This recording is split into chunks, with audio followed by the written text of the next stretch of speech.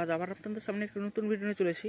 আজকের যে ইঞ্জিনটি স্টার্টিং আপনারা দেখতে পেলেন, তো ইঞ্জিনটিতে সমস্যা হচ্ছে। ইঞ্জিনটি কিছুক্ষণ চলার পরে ইঞ্জিনটি বন্ধ হয়ে যাচ্ছে এবং ইঞ্জিনের ফ্লাই হুইলটি জাম হয়ে যাচ্ছে।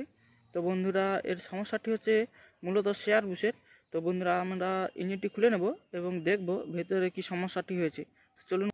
তো আমার যে সমস্ত নতুন বন্ধুরা আমার এই ভিডিওটি দেখছেন, তাদের উদ্দেশ্যে বলব, চ্যানেলটিকে সাবস্ক্রাইব করবেন এবং কমেন্ট করে জানাবেন ভিডিওটি আপনাদের কেমন লেগেছে। তো বন্ধুরা, আমি ইঞ্জিনটি খোলা শুরু করে দিয়েছি। দেখতে পাচ্ছেন আমি রোকার বক্সটি খুলে নিয়েছি। এখন আমাদের ইঞ্জিন হেডটি খুলে নিতে হবে। তো ইঞ্জিন হেডটি খোলা হয়ে গেছে। ভিডিওটি ছোটো করার জন্য আমি বাদ বাকি অংশগুলো রাখলাম না। তো ব্লকটি নামিয়ে নিয়েছি। এখন ক্র্যাঙ্কটি দেখব। দেখতে পাচ্ছেন উপর দিক দিয়ে ভালো বোঝা যাচ্ছে না।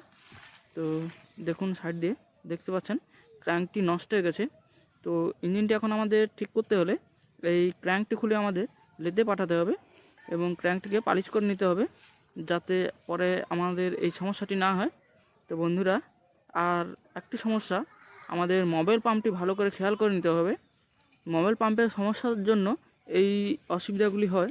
তো আমাদের মোবাইল পাম্পটি খেয়াল করে নিতে হবে, মোবাইল পাম্পটি ঠিকঠাক মোবাইল সাপ্লাই দিচ্ছে কিনা। তো বন্ধুরা, এটি ঠিক করে নিলেই আমাদের ইঞ্জিনটিতে আর কোনো সমস্যা হবে না।